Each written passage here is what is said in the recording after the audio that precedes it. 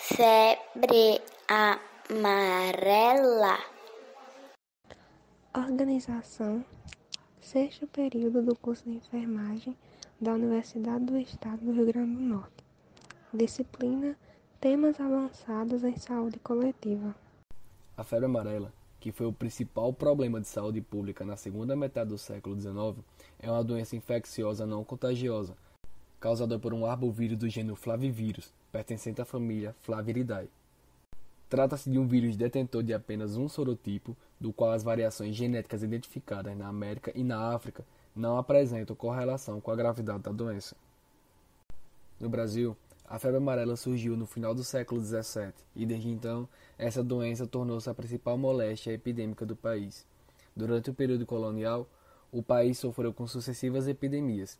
Em 1685, surgiram epidemias em Olinda e em outras cidades de Pernambuco, além de um grande surto na Bahia em 1686. A epidemia que irrompeu em meados do século XIX na capital do Império Brasileiro foi atribuída à chegada de um navio negreiro procedente de Nova Orleans, tendo feito escalas em Havana e Salvador antes de atracar no Rio de Janeiro em dezembro de 1849. Um fato relevante, que foi decisivo para o desenvolvimento da epidemia, foi a instalação do Aedes aegypti na cidade do Rio de Janeiro. Em fevereiro de 1850, a febre amarela se apossara da cidade e das praias da região. Segundo a estimativa, atingiu 90.658 habitantes do Rio de Janeiro, causando 4.160 mortes, de acordo com os dados oficiais, ou até 15 mil vítimas, segundo a contabilidade oficiosa.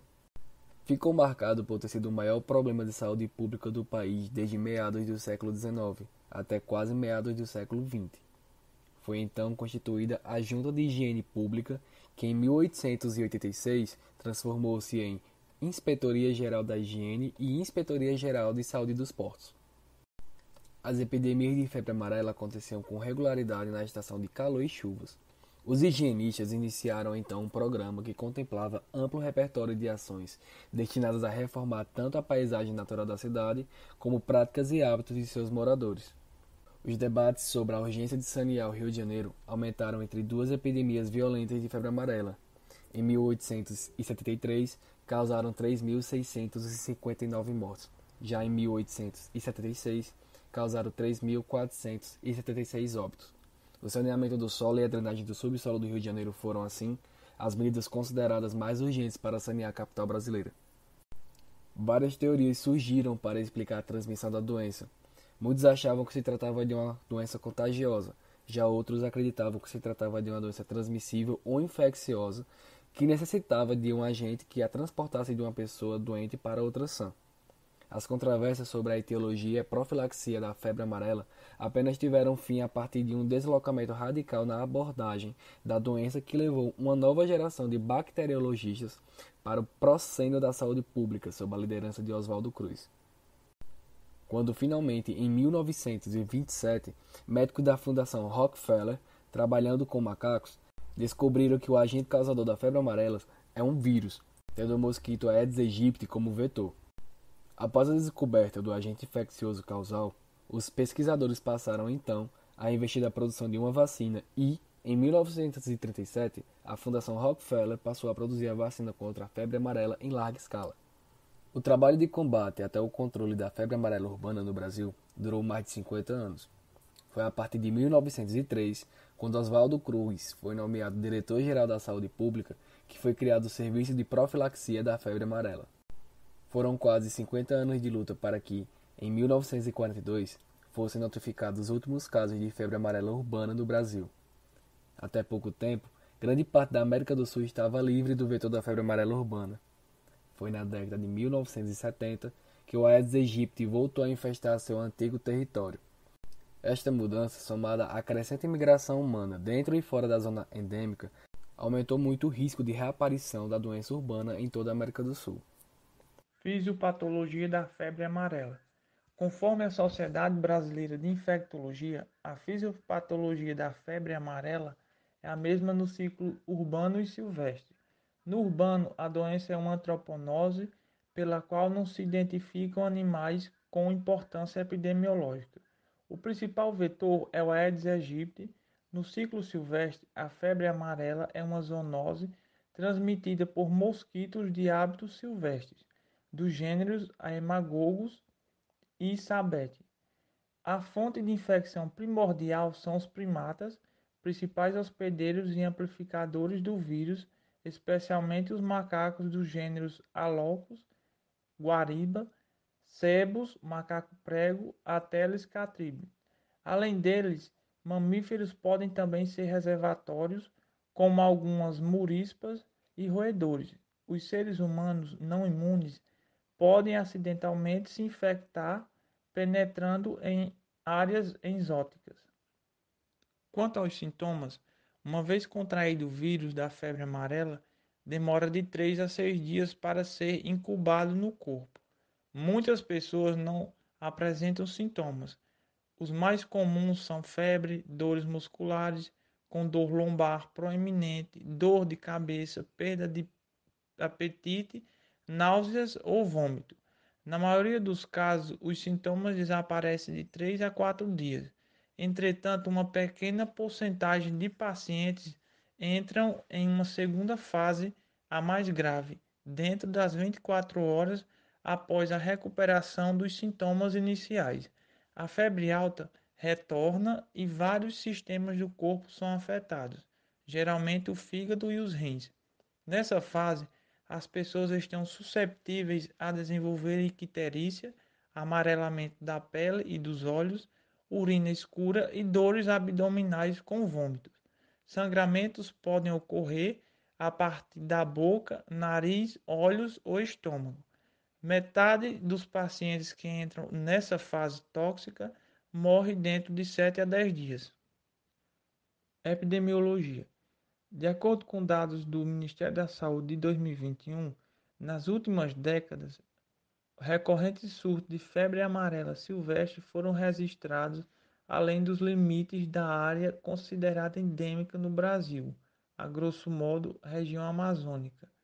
Casos humanos e epizootias em primatas não humanos ocorridos na região extra-amazônica representaram em torno de 95% dos casos de febre amarela no país. O Brasil vive um grande aumento de número de casos de febre amarela. Desde julho de 2017, foram confirmados 779 casos e 262 pessoas morreram em decorrência da enfermidade. Segundo o Ministério da Saúde, o país vive o maior surto da doença já registrado nas últimas 5 décadas. A maior área de risco da febre amarela é a floresta amazônica. No entanto, os locais de maior ocorrência de casos estão na região sudeste, nos estados de Minas Gerais, Espírito Santo, Rio de Janeiro e São Paulo. Os recentes casos investigados pelo Ministério da Saúde indicam que os infectados foram expostos às áreas de matas ou zonas rurais. Segundo o órgão, o surto seria causado por uma maior circulação do vírus em áreas onde ele não era registrado há tempos. A falta de vacinação da população teria facilitado sua ampla dispersão. Existem duas teorias principais para explicar a origem do surto. Um humano infectado na Amazônia teria se deslocado em seguida para uma região da Mata Atlântica e sido picado por outros mosquitos. Outra hipótese é a de que insetos adquiriram o vírus na região norte e se deslocaram por florestas e rios até atingir a região sul do país. A vacina é segura?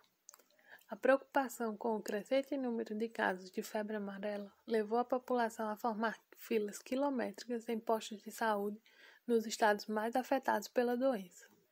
A vacina contra a febre amarela é reconhecidamente eficaz e segura, sendo a principal ferramenta de prevenção e controle da doença. Uma vez aplicada, ela garante imunização por toda a vida. A segurança da vacina é de 95%. Entretanto, reações adversas podem acontecer. Uma em cada 400 mil pessoas podem ter efeitos colaterais como hemorragia, hepatite e falência hepática renal. Em casos extremos, pode levar à morte. A vacina da febre amarela é produzida no Brasil desde 1937. Ela é constituída por vírus vivos atenuados, ou seja, a substância contém uma dose ativa, porém enfraquecida do vírus, que estimula o corpo a produzir anticorpos. Ela só garante imunização comprovada após 10 dias da aplicação. Segundo os estudos, esse é o prazo confiável para que o próprio corpo produza anticorpos em níveis suficientes para debelar a doença. A probabilidade de algo dar errado com a vacina é extremamente baixa, mas em grande escala, problemas podem surgir. É por isso que o governo não promove vacinação em massa em lugares onde não há alerta de perigo da febre amarela. Nos últimos meses, há registros de alguns casos em que a vacinação resultou em morte. Essas fatalidades geraram na população o temor de que a imunização faça mal. Em pouco tempo, boatos se espalharam na internet afirmando que a vacina seria uma farsa ou seria perigosa. O esquema vacinal da febre amarela é de uma dose aos 9 meses de idade e uma dose de reforço aos 4 anos de idade. Crianças que receberam uma dose antes dos 5 anos de idade devem receber uma dose de reforço. E crianças de 5 anos a adultos de 59 anos que nunca foram vacinados ou não têm comprovante de vacinação devem receber uma dose. A contraindicação se dá a crianças menores de 6 meses de idade ou pacientes com imunodepressão de qualquer natureza. É importante que os profissionais de saúde sejam capacitados e conscientes da grande responsabilidade que está em suas mãos em todos os aspectos, inclusive na prática do Plano Nacional de Imunização, o que requer, para tanto, a formação e qualificação das equipes de vacinação e dos outros profissionais das diferentes esferas da gestão.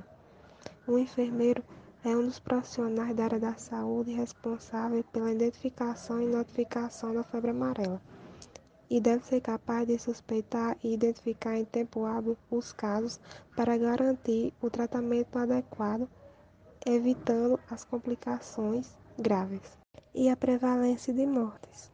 O enfermeiro tem como responsabilidade aprimorar o registro da atividade de vacinação e a busca constante do alcance do público-alvo representado por amplas e homogêneas coberturas, que são de vital importância para a avaliação dos resultados do programa, que tem como objetivo o controle e eliminação ou erradicação de doenças imunoprevisíveis.